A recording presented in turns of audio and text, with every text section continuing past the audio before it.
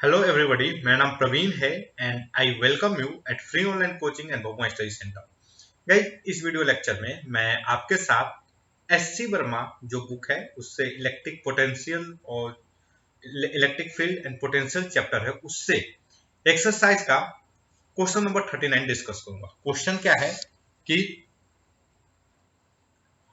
Question is a positive charge Q is distributed uniformly over a circular ring of radius r. A particle having a mass m and a negative charge q is placed on its axis at a distance x from the center. Find the force on the particle. Find the force on the particle assuming x is much less than r. Find the time period of oscillation of particle if it is released from here from there. Okay, देखो। Okay, तो question क्या है, question जरा समझते हैं कि a positive charge q is distributed uniformly over a circular ring of radius r। तो आई hope आप सर्कुलर रिंग देखे होंगे, बहुत ही थिन होता है। ओके, एक सर्कल होता है बेसिकली, एक सर्कुलर, ये हो गया हमारा सर्कुलर रिंग। ओके, अब इस रिंग पे जो पॉजिटिव चार्ज q है वो यूनिफॉर्मली डिस्ट्रीब्यूटेड है। ओके, मतलब टोटल चार्ज जो q है, total charge q is uniformly distributed. Okay, I hope आप इसका मतलब समझते होंगे। यूनिफॉर्मली डिस्ट्रीब्यूशन का क्या मतलब है? यूनिफॉर्मली डिस्ट्रीब्यूशन का मतलब है कि सेम लेंथ में same charge. Okay, if you keep the length same then charge is going to be same. Charge on that length, that portion of length is going to be same. अब देखो, a particle having a mass m and negative charge q is placed on its axis at a distance x from the centre.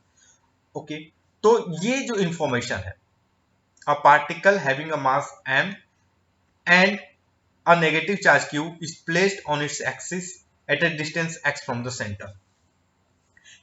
ये जो यहां से यहां तक information है guys, इसको जानने के लिए आपको थोड़ा सा किसका नॉलेज होना चाहिए, थोड़ा सा किसका आइडिया होना चाहिए? तो बेसिकली वेक्टर का। ओके, वेक्टर का। आई होप आपको वेक्टर के बारे में थोड़ा सा आइडिया होगा। तो देखो, क्या हो रहा है कि ये जो रिंग है ये किसी न किसी एक प्लेन में होगा। ये जो रिंग है वो किसी न किसी एक प्लेन में होगा। ओके, लेट अस अज्यूम ये स्क्रीन है, ये हमारा प्लेन है। अब इसी प्लेन में इसका सेंटर होगा। ओके, अब इस सेंटर से एक आपकी आंख की तरफ एक लाइन आएगी। ओके, जो इस पे परपेंडिकुलर, जो इस प्लेन पे क्या होगी, परपेंडिकुलर होगी। तो या इस सेंटर से आपकी तरफ, इस सेंटर से आपकी तरफ पे एक्स डिस्टेंस पे एक चार्ज पार्टिकल रखा हुआ है। उसका मैं फोटो नहीं बना सकता, मैं फोटो थोड़ा सा घुमा कर बनाता हूं, ठीक ना। और जो चार्ज पार्टिकल वो नेगेटिव चार्ज पार्टिकल है। Okay, I hope you get what I am saying. चलो, तो मैं थोड़ा सा इसको मॉडिफाइड करता हूं। देखो, ये रिंग हो गया हमारा, दिस इज आवर रिंग, ये रिंग है। इस रिंग पे ये सेंटर हो गया, और इस सेंटर से एक्स डिस्टेंस पे ये एक्सिस हो गया। ये जो लाइन है इस सेंटर के परपेंडिकुलर, ये जो प्लेन है, ये प्लेन, इस प्लेन के परपेंडिकुलर एक लाइन है जो सेंटर से पास कर रही है। ओके, अब इसके सेंटर से यहां से एक एक्स डिस्टेंस पर, लेट अस अज्यूम कहीं यहां पे एक्स डिस्टेंस पे एक नेगेटिव चार्ज पार्टिकल रखा हुआ है। क्यू चार्ज का नेगेटिव क्यू चार्ज का पार्टिकल रखा हुआ है। तो हमें क्या बताना है? We have to tell the force, इस पे कितना फोर्स लगेगा। ये जो पार्टिकल है, पार्टिकल पे कितना फोर्स लगेगा। ओके, तो हम क्या करते हैं, जो हमारा जो सिंपल अप्रोच है, हम इस पॉइंट पे, ये जो पॉइंट x है, यहां सेंटर से जो x डिस्टेंस पे जो पॉइंट है, इस पॉइंट पे इसको लो, इस पॉइंट को मैं ओ डैश बोल देता हूं। ओके, तो ओ डैश पे इलेक्ट्रिक फील्ड फाइंड कर लेते हैं। इलेक्ट्रिक फील्ड फाइंड करने के बाद हम क्या करेंगे, कि फोर्स आसानी से फाइंड कर लेंगे। जो फोर्स होता है basically, force is equal to क्या होता है, electric field into q. Okay, q time of q electric field, अच्छे से तरीके से लिखा जाए तो ये q time of electric field, जो मैग्नीट्यूड होगा बेसिकली। तो अगर हम इलेक्ट्रिक फील्ड फाइंड कर लेंगे तो we can calculate the force. चलो, तो इलेक्ट्रिक फील्ड के लिए आप देखो, मान लो ये सर्कुलर रिंग है, तो यहां पे इस जगह पे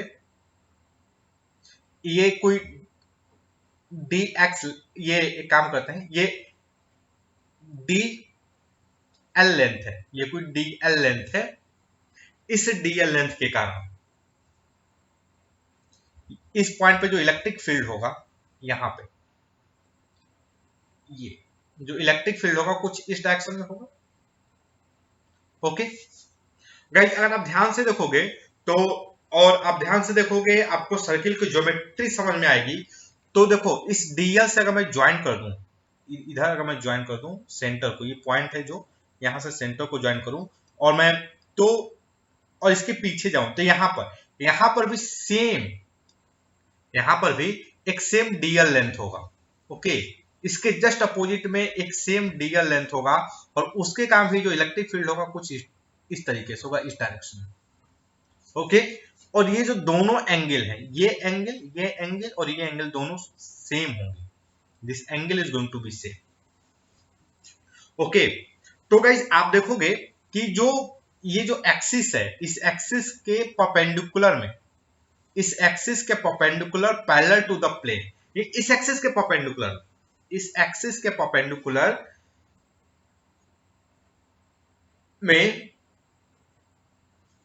कोई इलेक्ट्रिक फील्ड नहीं होगा, बिकॉज ये जो दोनों होंगी, अगर मान लो इसके कारण इलेक्ट्रिक फील्ड ई है, तो इलेक्ट्रिक फील्ड इसके कारण भी ई होगा। ओके, और आप इसका कंपोनेंट निकालोगे, मतलब लाइक इसका कंपोनेंट देखोगे तो इसके कारण इस डायरेक्शन में कितना आएगा, ई कॉस थीटा। इसके कारण इस डायरेक्शन में कितना आएगा, प्लस ई कॉस थीटा।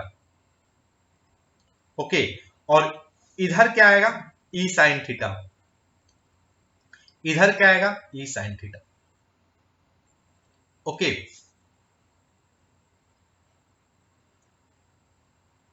तो आप देखोगे इस एक्सिस, ये जो एक्सिस है, ये एक्सिस जो ओ, अगर सेंटर ओ है तो ओ डैश जो एक्सिस है, उस एक्सिस के पैरेलल में ही इलेक्ट्रिक फील्ड होगा। There will be no electric field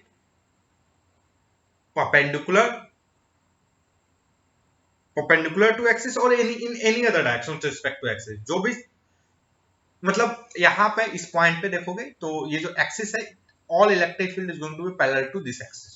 यहां, ओके, यहां पे देखोगे तो केवल एक्सिस के परपेंडिकुलर ही फील्ड होगा, कोई मतलब अलोंग दिस एक्सिस होगा, इस एक्सिस के अलोंग ही होगा। There will be no electric field along this line और दिस लाइन। ओके, एक्सिस के परपेंडिकुलर कोई फील्ड नहीं होगा, जो भी फील्ड होगा that field is going to be along the axis. I hope आपको ये बात समझ में आ रही होगी। चलो, तो ये जो थोड़ी सी जो ज्योमेट्री है, ये जो ज्योमेट्री बनी थोड़ी सी कॉम्प्लिकेटेड ज्योमेट्री है, बट इट्स फाइन, कोई दिक्कत नहीं है, कोई इशू नहीं है, ठीक ना। अगर आपको अभी समझ में नहीं आ रही है ज्योमेट्री तो कोई बात नहीं, आप थोड़ा सा वेट कीजिए। जब आप वेक्टर पढ़ लेंगे 3D के बारे में थोड़ा सा आपको आइडिया होगा, you can realise all of this things very easily. Okay, ये केवल विजुअलाइजेशन है और nothing more than that. Okay, आप इसको विजुअलाइज कर लेंगे, दैट्स मच, मतलब बहुत ज्यादा, बहुत बढ़िया हो जाएगा। चलो, तो हमें क्या, हमें हमें देखो, हमें ई पता करना है और दिस एंगल, जो एंगल थीटा है ये पता करना है। तो मैं पहले एंगल ही पता कर लेता हूं। आप ध्यान से देखो, दिस एंगल थीटा, ये एंगल क्या है, ये थीटा है। तो हमें क्या पता करना है, cos theta. We have to calculate cos theta. तो ये तो लेंथ x है, यहां से ये जो लेंथ है x है, और ये जो लेंथ है ये r है। तो आप फुल कॉन्फिडेंस से बोल सकते हो कि this length is going to be under root x square plus R का square. Okay, and what will be the cos theta, the cos theta will be basically x square plus are square. Okay, चलो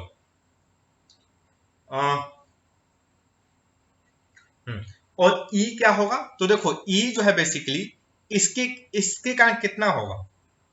ये जो charge है dq के कारण कितना होगा? So E is equal to क्या होगा? dq डिवाइडेड बाई ये लेंथ, dq डिवाइडेड बाई ये लेंथ। ओके, तो ये लेंथ जो है वो क्या होगा? dq एक्स स्क्वायर के dq x square plus are square, वो लेंथ हो जाएगा। ओके, अब देखो ये जो इलेक्ट्रिक फील्ड है उसका मैं कंपोनेंट निकाल लेता हूं इसके अलोंग में, तो वो होगा cos theta, e cos theta into cos theta, that will be x square plus are square power 1/2। So what will be e? E is basically k x square plus are square power 1/2 dq। Okay, dq। तो देखो x constant है, सारे चीज constant है, because ये x तो ये तो मूव नहीं कर रहा। चार्ज जो है देखो हमने केवल इस चार्ज के कारण लिया है, सिमिलरली कहीं यहाँ के चार्ज के कारण, कहीं यहाँ के चार्ज के कारण, सभी के चार्ज के कारण लेना होगा। So what will be the e? E is basically, ये टोटल इंटीग्रेट कर दे तो k x capital Q divided by x square plus are square power 3/2। Okay, तो ये क्या होगा? This is the electric field at O।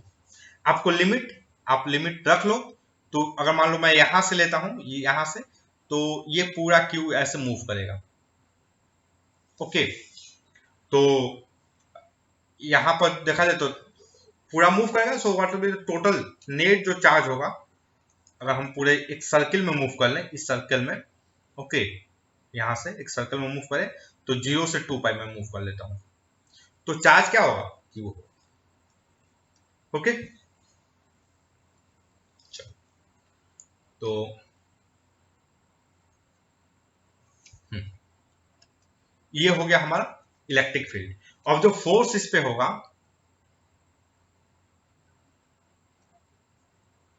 तो देखो ये इलेक्ट्रिक फील्ड इस डायरेक्शन में होगा।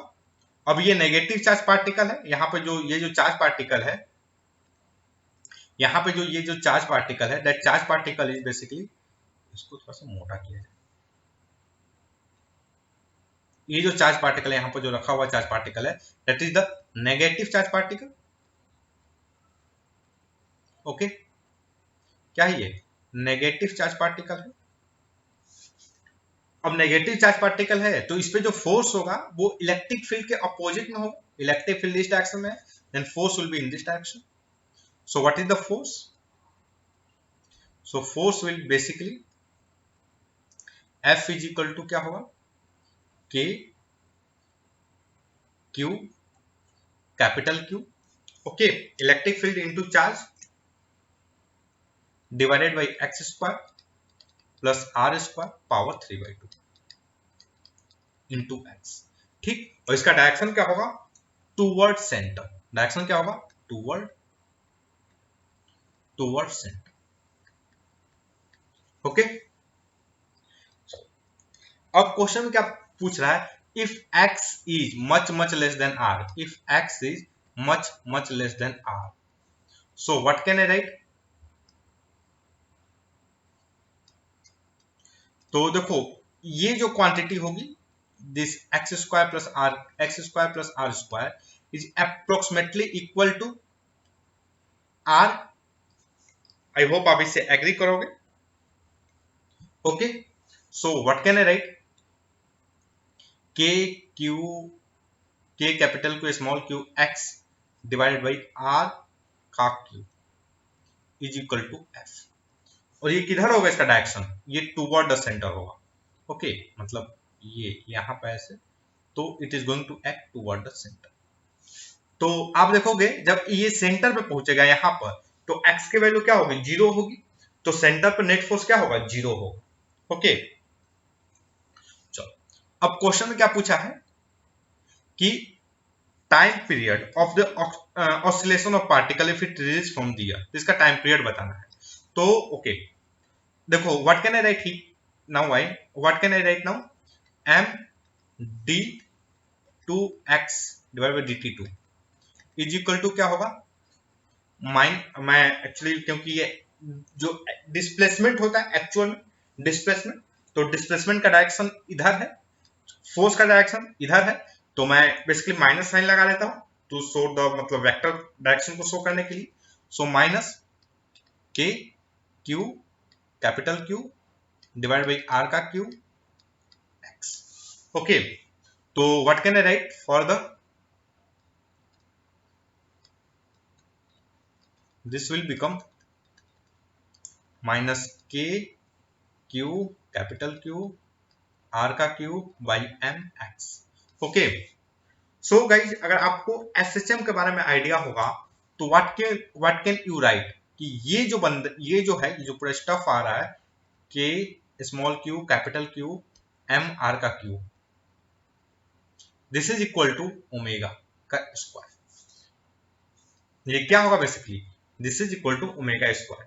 आपको पता करना है, आपको नहीं मालूम चल रहा कि कैसे होगा, तो आई होप आप इस बात से तो बिल्कुल एग्री करेंगे कि y is equal to a naught sine omega t. अगर कोई पार्टिकल इस टाइप का मोशन कर रहा है तो वो एसएचएम करेगा। ओके, तो एसएचएम का कंडीशन को अगर आप इसमें सेटिस्फाई करवाएंगे, you will get this type of relationship. Okay, उससे कंपेयर करेंगे, what you get that omega square is equal to K small Q capital Q M are का क्यू। ओके, क्वेश्चन में क्या पूछा है, टाइम पीरियड, क्वेश्चन में क्या पूछा है, time period of the oscillation. Okay, तो देखो टाइम पीरियड बेसिकली क्या होता है कि time taken to complete a complete revolution, मतलब अगर आप एंगुलर वेलोसिटी एंगुलर डिस्प्लेसमेंट के टर्म में बात करोगे तो एक ऑसिलेशन में एक मतलब जो एक कंप्लीट 2 पाई डिस्प्लेसमेंट करने में, 2 पाई एंगुलर डिस्प्लेसमेंट करने में जितना टाइम लगा उस टाइम को टाइम पीरियड बोलते हैं। तो by definition what can you write, omega into t is equal to 2 pi. So what is the time period, time period is basically 2 pi by omega. Okay, तो देखो हम omega इसको हमें पता है, what will be omega will be basically k m are का Q. Okay, तो time period क्या होगा, time period will be 2 pi m are का क्यू के capital Q small Q. Okay, तो गाइस अगर आप इसको और जरा मॉडिफाइड करोगे, व्हाट कैन वी राइट, हम इसको लिख सकते हैं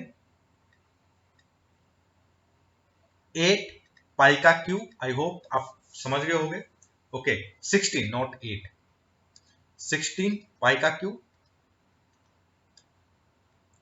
एम आर का Q epsilon not divided by small Q capital Q. Okay, ये सभी के सभी अंडर रूट में है।